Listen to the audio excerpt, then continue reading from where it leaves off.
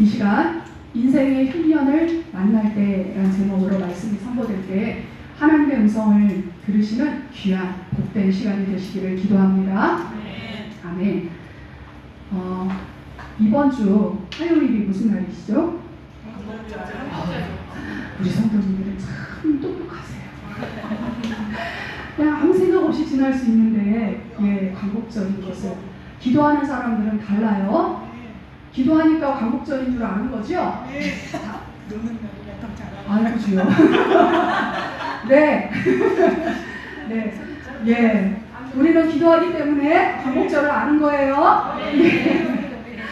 광복절은요, 우리나라가 일제강점기라는 역사적으로 길고 심한 흉년의 때를 마치고 자유의 때를 맞이한 날입니다. 다들 광복하셨죠? 아멘. 우리 그리스도인은 광복한 사람들입니다. 아멘. 이스라엘 역사 가운데에도요, 이러한 흉년의 시기가 있었습니다. 애굽의 노예기와 바벨론 포로기 같은 그러한 시기는요, 흉년의 때라고 말할 수 있습니다. 그런데요, 이런 흉년 말고 자신들의 영토에서 살면서, 자신들의 영토는 어떤 영토죠? 하나님의 약속의 땅이에요. 이스라엘이 적과 꿀이 흐르는 약속의 땅, 가나안이잖아요. 그 가나안 영토에 살면서 흉년과 같은 삶을 살았던 시기가 있었어요. 어떤 시대이죠? 사사시대. 네, 사사시대. 자신들의 땅, 하나님께서 주신 그 풍요의 땅에서 풍요를 누리며 사는 것이 아니라 흉년의 때를 맞이하며 사는 시기가 사사시대였습니다. 사사시대가 유일해요. 자신들의 땅에 살면서 그렇게 흉년을 보내기는 이스라엘 백성들이. 우리 교회는요, 지난주까지 사사기를 통해서요, 그들의 흉년과 같은 삶의 그 자리의 원인이 우상 숭배적인, 하나님과 하나님의 말씀을 떠난 우상 숭배적인 자기 탐심이 왕이 되어서 살아가는 그런 타락한 그런 삶이 중심이 되었기 때문이라는 것을 우리가 보았어요. 그죠? 그런데요, 자신이 왕이 된 이 우상 숭배적 삶만이, 인생만이 그 사사시대의 전부이지는 않습니다. 우리에게는요, 또 한 권의 사사기가 있습니다. 무엇일까요? 룻기입니다. 룻기는요, 사사기의 연장선상에 있는 말씀이에요. 그래서 룻기를 볼 때 특별히 오늘 우리가 봉독한 요 1, 2절 있잖아요. 요 1절부터 5절까지 본문을 볼 때 우리는 요 사사기의 맥락에서 요 1절부터 5절까지를 읽어야 엄한 얘기를 안 하고 엄한 생각을 안 할 수 있습니다. 그래서 오늘 이 말씀을 한번 볼 건데요. 룻기는요, 사사들이 치리한 때로 이렇게 시작되고 있습니다. 룻기는요, 하나님이 빠진 자신들의 탐심이 중심이 된 우상숭배적 종교 생활로 변질된 신앙과 하나님의 권위와 통치를 인정하지 않는 도덕적으로 문란하고 부패하고 타락한 일상생활에서도 자신의 탐심을 뒤로하고 하나님을 향한 바른 신앙 안에서 거룩한 하나님의 백성으로 살아갈 수 있음을 알려주는 책입니다. 그러니 우리가 우리의 삶 가운데에서 시대가 이러니 어쩔 수 없어 라는 핑계를 댈 수 없게 만드는 책이 바로 룻기입니다. 우리는요, 룻기를 통해서 칠흑처럼 암담했던 사사시대에도, 그리고 좀 전에 우리 김동구 장로님의 입술을 통하여서 우리 교회가 기도했던 것처럼 이 세상에 흉년이 든 것 같은 이 세상 가운데에서도, 그리고 흉년과 같은 인생 가운데에도요, 하나님은 여기 그리고 거기 계셨고 계시며 당신의 백성을 돌보시는 하나님의 은혜, 헤세드를 경험하게 될 것이라는 사실을 알게 됩니다. 하나님의 은혜를 통해 거룩한 백성이 빚어지는 모습을 이 룻기를 통해서 볼 수 있습니다. 오늘 말씀은 사사시대 흉년을 맞이한 한 가정에서 시작합니다. 이 가정의 이야기를 보십시오. 우리가 읽었죠? 유다 베들레헴에 살던 이 가정은요, 흉년을 피해서 잠시 모압 지방으로 이주를 합니다. 모압 지방에 얼마쯤 살다가 이 가정의 가장이 죽습니다. 그리고 남겨진 두 아들은 모압 여인과 결혼을 합니다. 하지만 10년쯤 되었을 때 이 두 아들마저 죽습니다. 이 내용 여기까지를요, 우리가 섣불리 해석해서는 안 돼요. 룻기를 읽을 때 말씀드렸습니다. 사사기의 연장선상에서 읽어야 합니다. 그러니 자신들이 받은 그 기업에 살면서도 레위인의 삶이 어떠했고, 그곳에 살면서도 얼만큼 부패하고 타락할 수 있는지, 그들의 여호와 신앙에서 떠나 있는지를 볼 수 있었던 것이 사사기였습니다. 그러니 그 땅에서 떠난 삶, 그것이 잘못되었다라는 시각, 혹은 그것이 옳다라는 시각, 혹은 이 사건을 통해서 이렇게 됐다라는 시각, 이런 시각들을 섣불리 우리가 해서는 안 되는 것이 룻기입니다. 이 뒤의 이야기를 우리는 들어야 해요.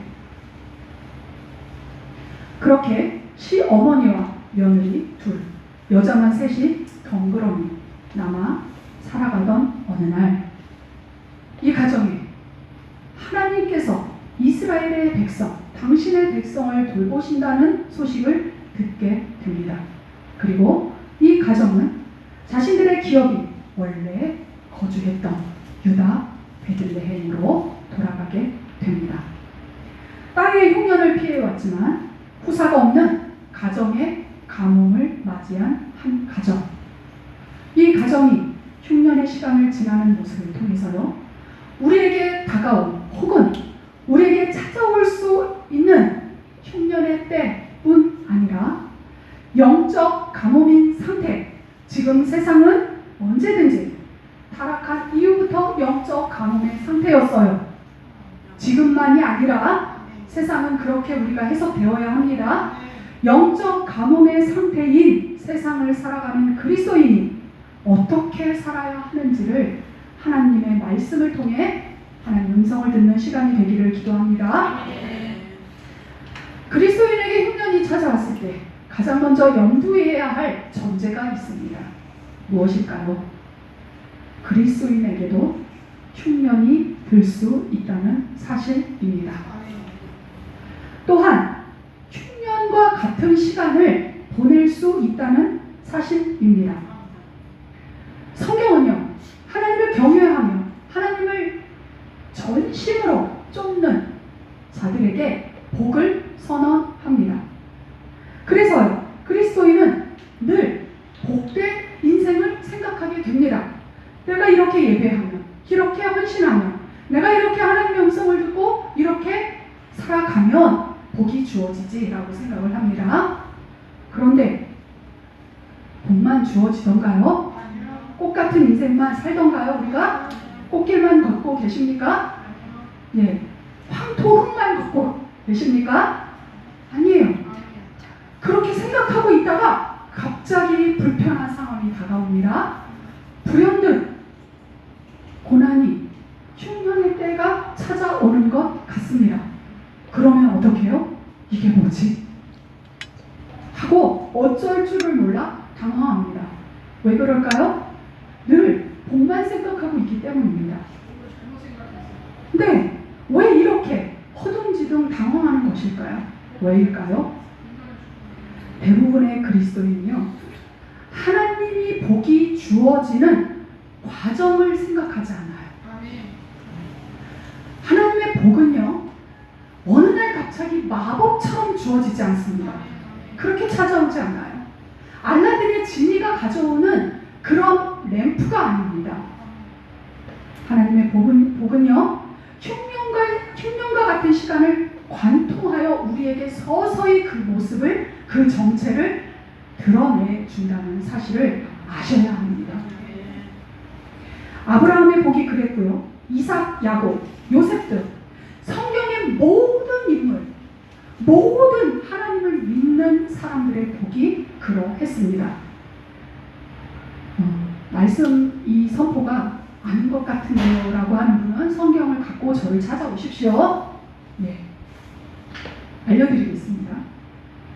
그러므로 그리스도인에게 있어서요, 흉년이라는 삶을 결정짓는 것은 지금의 상황, 그 상황이 아니라 이 상황, 그 상황이 지나고 난 결과를 볼 때 흉년이었는지 아니면 풍년을 위한 준비의 시간이었는지를 알 수 있습니다.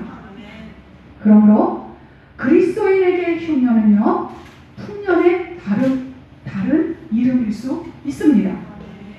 다시 한번 말씀드립니다. 교회 다니는 사람들 아닙니다. 교회 다니는 사람들이 아닌 그리스도인에게 흉년은요, 풍년의 다른 이름입니다. 아멘. 누군가, 아니요, 제 아들이 그런 이야기를 하더라고요. 최근에 제가 너무 힘든 일이 있었습니다. 그러면서 울면서 기도하고 있었습니다. 그리고 아들하고 나누었습니다. 아들이 뭐라는 줄 아십니까? 엄마, 우리는 천국 갈 거잖아요. 이 또한 지나갈 거예요. 하나님이 이길 만한 시험만 주신다잖아요. 어찌나 저보다 낫더라고요. 맞습니다. 그리스도인에게 흉년은요, 풍년의 다른 이름입니다. 하나님은 당신의 백성을 빚어가실 때 흉년과 같은 시간을 허락하십니다. 우리 예레미야 말씀 지금 묵상하고 가시잖아요. 토기장이 손에 쥐어진 진흙, 토기가 바로 그리스도인입니다. 그렇다면요, 그리스도인, 이 전제를 알겠습니다. 이 전제를 알고, 그렇다면 그리스도인은 인생의 흉년과 같은 시간을 만날 때 어떻게 보내야 할까요? 먼저 하나님의 음성에 귀 기울이셔야 합니다. 오늘 본문 6절, 7절입니다. 함께 읽겠습니다. 그 여인이 모압 지방에서 여호와께서 자기 백성을 돌보시사 그들에게 양식을 주셨다 함을 듣고 이에 두 며느리와 함께 일어나 모압 지방에서 돌아오려 하여 있던 곳에서 나오고 두 며느리도 그와 함께 하여 유다 땅으로 돌아오려고 길을 가다가. 아멘. 아멘. 인생의 흉년을 만났을 때요, 사람들은요, 대부분 문제를 해결하기 위해서 자신이 할 수 있는 최선을 다해서요, 자구책을 찾습니다. 어떻게 하면 이 상황을 돌파할까? 어떻게 해야 하지? 라고 생각하며 계속 탐색을 합니다. 스스로의 길을 찾아가려고 하는 것이 대부분의 사람들의 생각입니다. 하지만요, 사람의 자구책이라는 것은요, 사람의 시각과 생각의 한계에 갇혀 있을 수밖에 없습니다. 누가복음 12장에는요, 한 부자 비유가 나옵니다. 이 부자 비유를 보면요, 예수님이 말씀하세요. 예수님이 우리 중에서 한 사람이 예수님을 찾아옵니다. 자기 형이 유산을 다 가지려고 했나 보죠. 그러면서 예수님을 찾아와서 선생님, 제 형과 유산을 나누라고 제 형에게 유산을 좀 나누라고 얘기 좀 해주십시오. 라고 이야기를 합니다. 그랬을 때 예수님이 이런저런 말씀을 하시면서 이 비유를 드는 거예요. 뭐예요? 한 부자가 있다는 것입니다. 그래서 소출이 많이 생겼어요. 그래서 창고를 지을까? 창고를 몇 평으로 지을까? 창고를 동그랗게 칠까? 세모랗게 칠까? 막 궁리를 한다는 거예요. 그런데 그때 인생의 영혼을 담당하시는 누가? 하나님이 짜자잔 하고 그 부자를 찾아옵니다. 그리고 오늘 밤에 네가 나와 함께 가겠다 하면 그 인생은 끝. 거기서 마감. 창고를 짓는 건 고사하고 자신의 소출을 먹어볼 시간도 없어요. 그것이 인생이다 라고 예수님께서 말씀하십니다. 우리는요, 우리의 자구책을 찾지만 모색하지만 하나님은요, 우리의 인생을, 그 계획을 하나님께 맡기라고 말씀하십니다. 잠언 16장 9절입니다. 함께 읽겠습니다. 사람이 마음으로 자기의 길을 계획할지라도 그의 걸음을 인도하시는 여호와시니라. 아멘. 아멘. 계획 소용없다는 얘기가 아닙니다. 그냥 무방비 상태로 있으라는 얘기가 아닙니다. 계획을 하되 그 계획을 누구에게 맡기라고요? 하나님께 맡기라고요. 그리고 그 계획을 묻고 계획을 세워야 한다는 말씀이기도 합니다. 우리는 우리의 계획을 다 세워놓고, 우리 지난주 말씀 기억나시죠? 하나님께 사인, 결제 사인만 기다리는 것이 우리이지 않습니까? 네, 주님은 말씀하십니다. 주님께 물어라, 나에게 맡겨라 라고 말씀하십니다. 남편과 두 아들을 잃은 여인은요, 자신의 자루채 대신에 하나님의 음성을 듣습니다. 하나님의 음성은 사람을 행동하게 합니다. 본문 6, 7절을 다시 한번 보십시오. 6, 7절을 보십시오. 거기에 동사들이 나옵니다. 여인이 어떻게 합니까? 여인은 하나님의 음성이 들리자요, 있던 곳에서 일어납니다. 일어나고 있던 곳에서 나오고요. 그리고 어떻게 해요? 길을 떠납니다. 그죠? 하나님의 음성을 들은 사람은요, 행동하게 되었습니다. 듣지 못하니까 어떻게 해야 할지 안절부절하는 거예요. 그러면 하나님의 음성이 들려지기까지 어떻게 하면 될까요? 기다려야 합니다. 내가 최종적으로 들었던 하나님의 음성의 마지막 그 포인트가 있을 거 아니에요? 거기서 죽치고 기다리시면 돼요. 아시겠죠? 거기서 누가 뭐래도 고집은요, 그럴 때 사용하는 거예요. 그럴 때. 아무 때나 사용하는 게 아니에요. 자기의 신념을 내세우기 위해서, 주장하기 위해서 고집을 피는 게 아니라, 하나님의 음성이 들렸을 때 누가 뭐래도 거기에 철퍼덕 주저앉아서 하나님의 음성을 들어야 하는 것이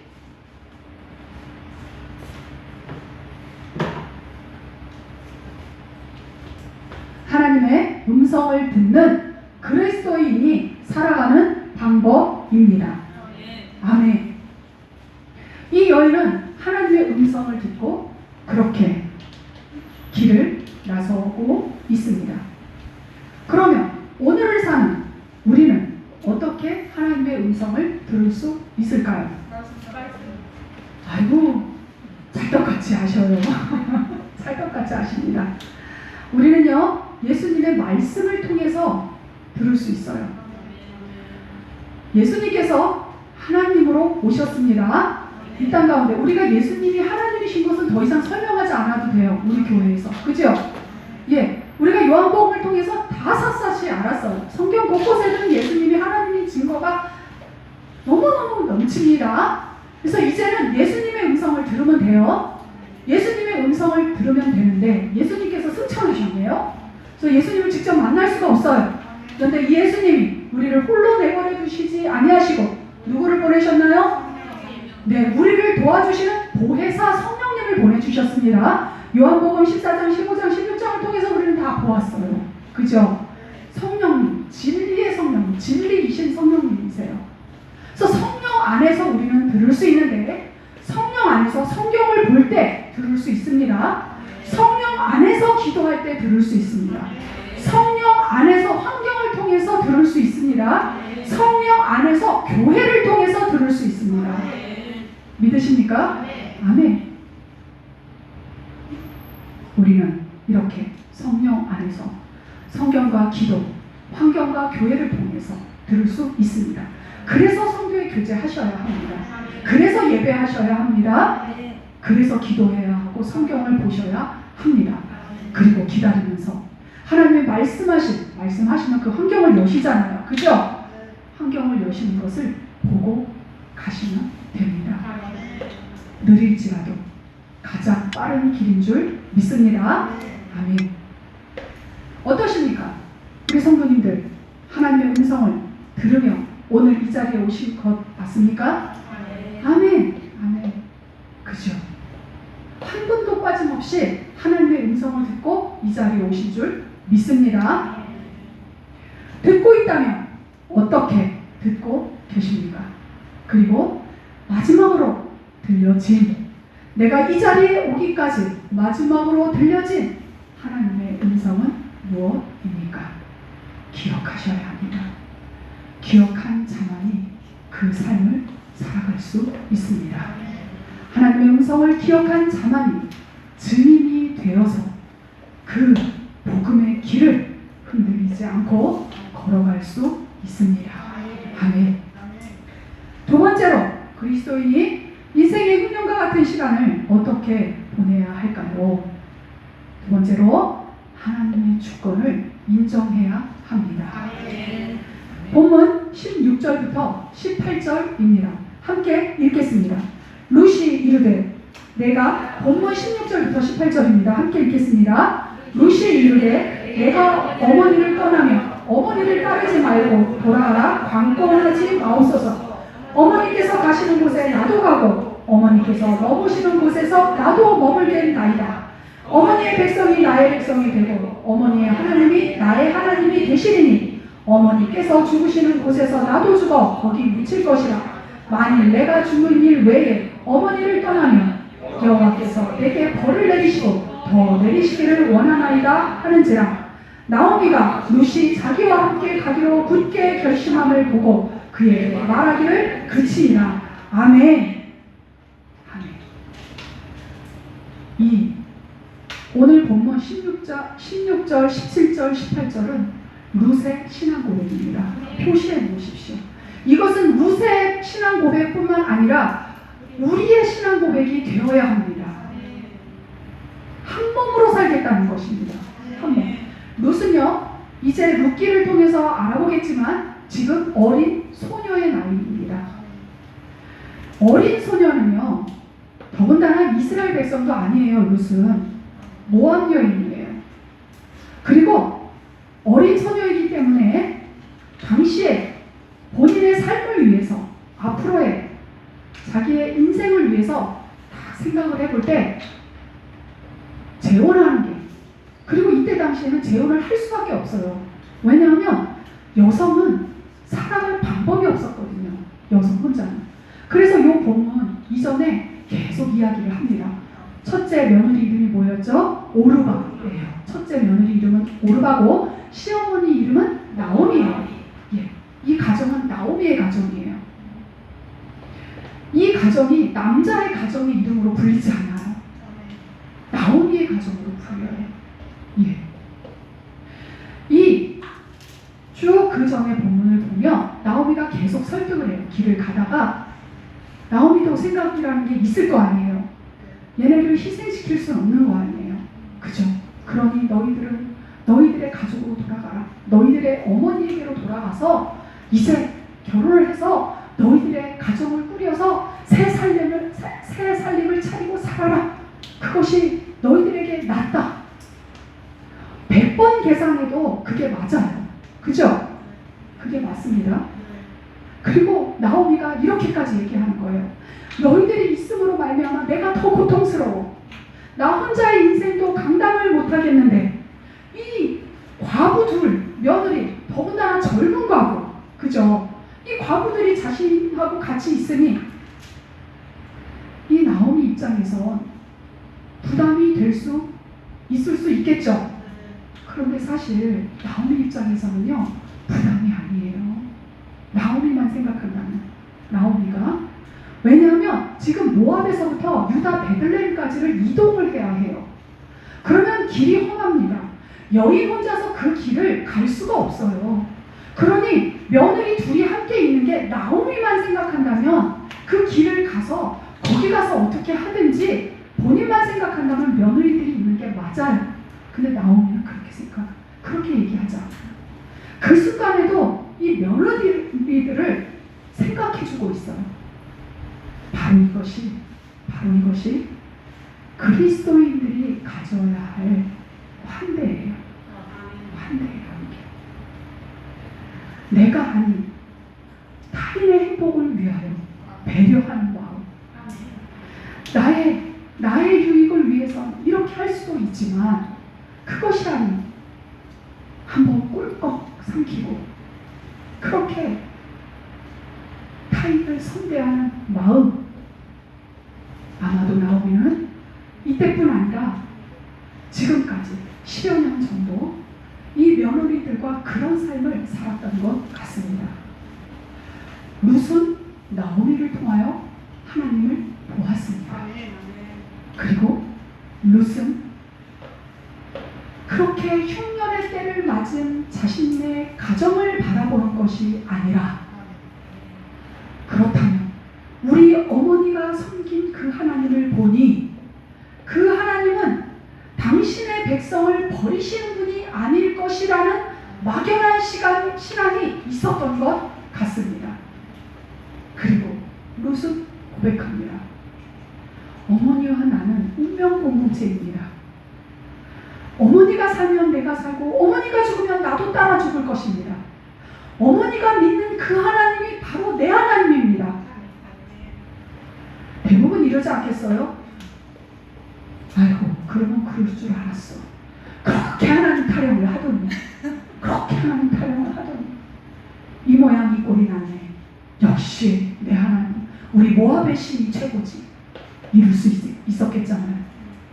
룻은요, 신앙이 있었던 사람입니다. 그리고 그 거룩함을 향하여 가기로 결정을 합니다. 그리스도인은요, 세상의 성공이 아닙니다. 세상의 성공이 아니에요. 그리스도인의 성공은 거룩한 인생입니다. 그래서 그 거룩한 인생을 가기 위해서 내 삶의 자리에서 하나님의 주권을 인정하는 태도로 살아가는 것, 그것이 바로 한 몸으로 살아가는 태도인 줄 믿으시기 바랍니다. 내 가정은 한 몸입니까? 아멘. 한 몸으로 살기 위해 한 몸인 줄 알고 있는 내가 어떻게 내 가정 안에서 살아가고 있습니까? 하나님의 주권을 인정한다는 것은요, 답이 아닙니다.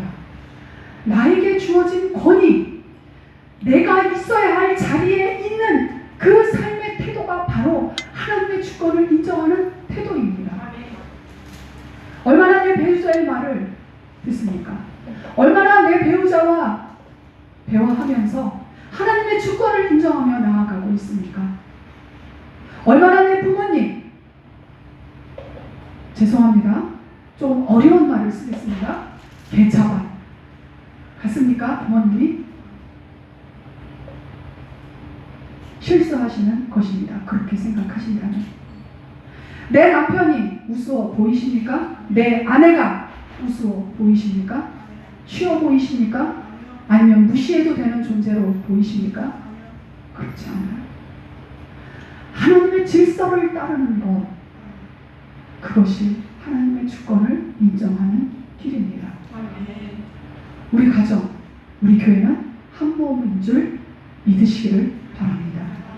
그리스도인은 거룩을 향해 가는 자들입니다. 세상의 방법이 우리를 살려줄 것 같지만 하나님만이 모든 권세와 권위의 주권자이심을 인정하시기를 바랍니다. 그래서 그 길을 가보십시오. 반드시 흉년과 같은 지금의 상황이 풍년이었음을 고백하실 날이 오게 될 것입니다. 우리의 삶, 하나님의 주권을 삶의 모든 영역에서 인정하고 있습니까? 인정하는 영역과 인정하지 않는 영역은 무엇입니까? 며느리 룻은 이 신앙 고백으로 삶을 살았던 여인입니다. 성경 가운데요, 여인의 이름으로 나오는 성경책이 딱 두 권이 있습니다. 에스더서와 룻기입니다. 에스더서는 이방의 땅에서 이스라엘 백성이 어떻게 살아야 하는지를 알려주는 책이라면, 룻기는 가나안 땅이 아닌 하나님의 약속을 믿고 살아가는 사람이 이스라엘인이든 이방인이든 관계없이 하나님의 백성임을 드러내는 책이 바로 룻기입니다. 나오미는 사사기를 통해서 알았습니다. 보았습니다. 이스라엘 땅에 살고 있지만 얼마나 이방인이었습니까? 그들이. 이스라엘은 이스라엘이 아니라 이방인, 가나안 민족이었습니다. 그러니 이 사사기와 같은 시대에 교회만 다닌다고 내가 이스라엘입니까? 내가 삶의 자리 가운데 어느 곳에 있든지 하나님의 주권을 인정하며 하나님의 음성을 듣고 살아가는 그가 바로 그리스도인인 줄 믿으시기 바랍니다. 그리스도인은 인생의 흉년과 같은 시간을 어떻게 보내야 할까요? 세 번째, 하나님 앞에서 자신을 직면해야 합니다. 본문 13절입니다. 함께 읽겠습니다. 13절입니다. 함께 읽습니다. 너희가 어찌 그들이 자라기를 기다리겠으며 어찌 남편 없이 지내겠다고 결심하겠느냐? 내 딸들아, 그렇지 아니하니라. 여호와의 손이 나를 찌셨으므로 나는 너희로 말미암아 더욱 마음이 아프도다 하매. 아멘. 며느리들 앞에서요, 모압 여인인 이 며느리들 앞에서 하나님이 자신을 치셨다고 말하고 있습니다. 생각해 볼까요? 내가 벌 받았다는 얘기를, 내가 징계받았다는 얘기를요, 지나고 나서는 우리가 가감없이 할 수 있어요. 그죠? 복음을 증언하는 데 있어서 얼마나 효과적입니까? 효과적이잖아요. 그죠? 그런데 내가 징계받고 있는 것 같은 상황에서요, 징계받았다라고 얘기하는 건 누구나가 할 수 있는 고백이 아닙니다. 그런데 지금 길을 가던 도중입니다. 그리고 나오미는 이 두 며느리가 있으면 더 확실히 좋습니다. 그럼에도 나오미는 자신의 유익을 구하지 아니하고 자신의 신앙을 변명하지 아니하고 그리고 어떻게 보일까 고민하지 아니하고 정직하게 말하고 있습니다. 이뿐일까요? 본문 19절에서 21절도 읽겠습니다. 함께 읽습니다. 이에 그 두 사람이 베들레헴까지 갔더라. 베들레헴에 이를 때 온 성읍이 그들로 말미암아 떠들며 이르기를 이가 나오미냐 하는지라. 나오미가 그들에게 이르되 나를 나오미라 부르지 말고 나를 마라라 부르라. 이는 전능자가 나를 심히 괴롭게 하셨음이니라. 내가 풍족하게 나갔더니 여호와께서 내게 기어 돌아오게 하셨느니라. 여호와께서 나를 징벌하셨고 전능자가 나를 괴롭게 하셨거늘 너희가 어찌 나를 나오미라 부르느냐 하니라. 아멘. 아멘. 또 한번 생각해 볼 거예요. 주권을 인정하는 것과요, 내가 정직하게 하나님을 직면하는 것은 같은 듯 하지만 다릅니다. 내가 주권을 인정하는 것은요, 정직하게 고백하지 않아도 주권을 인정할 수 있어요. 슬그머니 숨어 있을 수 있습니다. 직면하는 것은요, 그 하나님 앞에서 내 속을 완전히 열어 제쳐 보이는 거예요. 직면한다는 것은요, 사람을 두려워하지 않는 태도입니다. 오직 하나님과 나와의 관계가 제일 중요한 선언이 바로 직면의 선언이에요. 생각해 볼까요?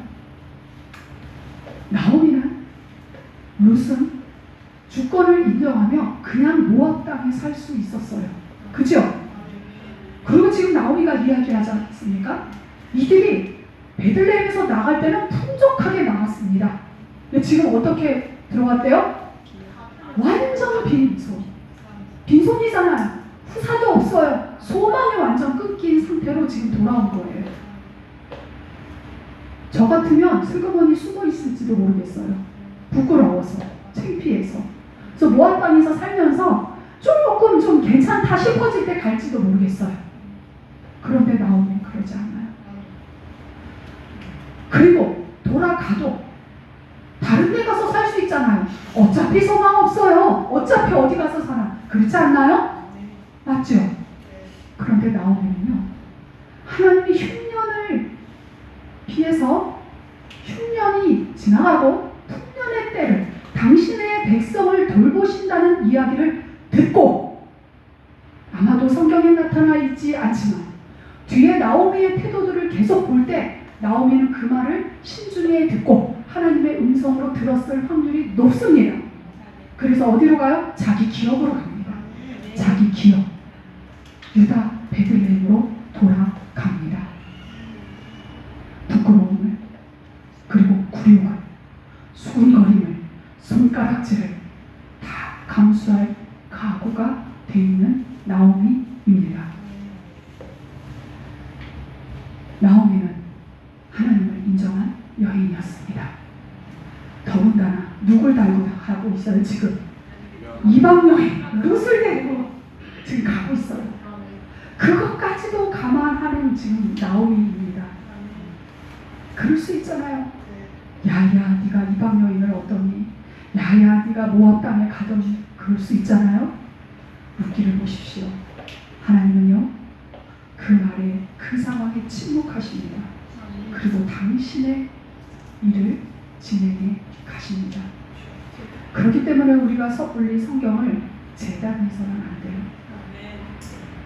그래서 성경을 창세기부터 요한계시록까지 읽으셔야 그 안에서 하나님이 어떻게 역사하셨는지를 알아야, 적어도 룻기를 이해하시려면 끝까지 한번 읽어보시고 다시 1장으로 와야 이해가 될 수 있습니다.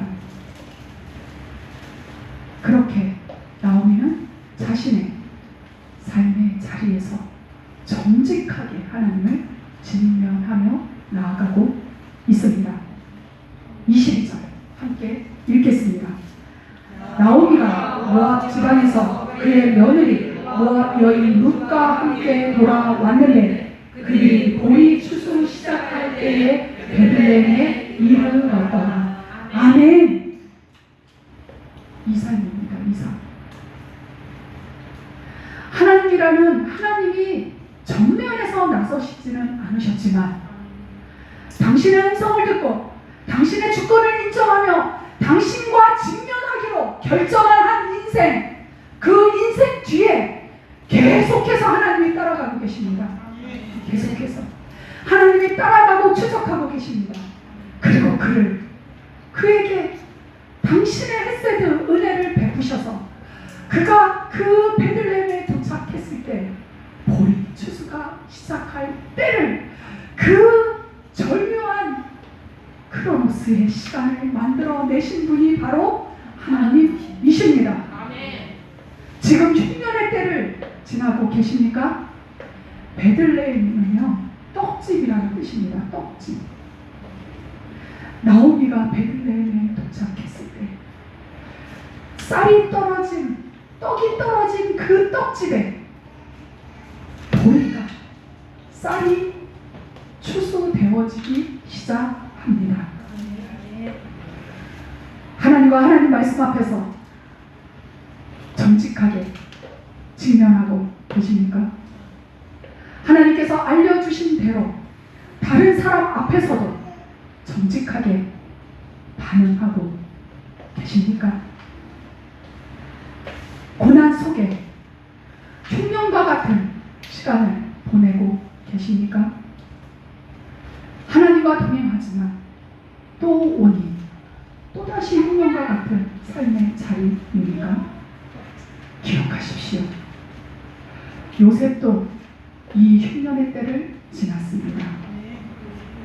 성경에 많은 인물들이 이 흉년의 때를 지났을 뿐만 아니라 느헤미야 같은 사람들은 흉년을 자처해서 하나님의 기업으로 돌아온 자였습니다.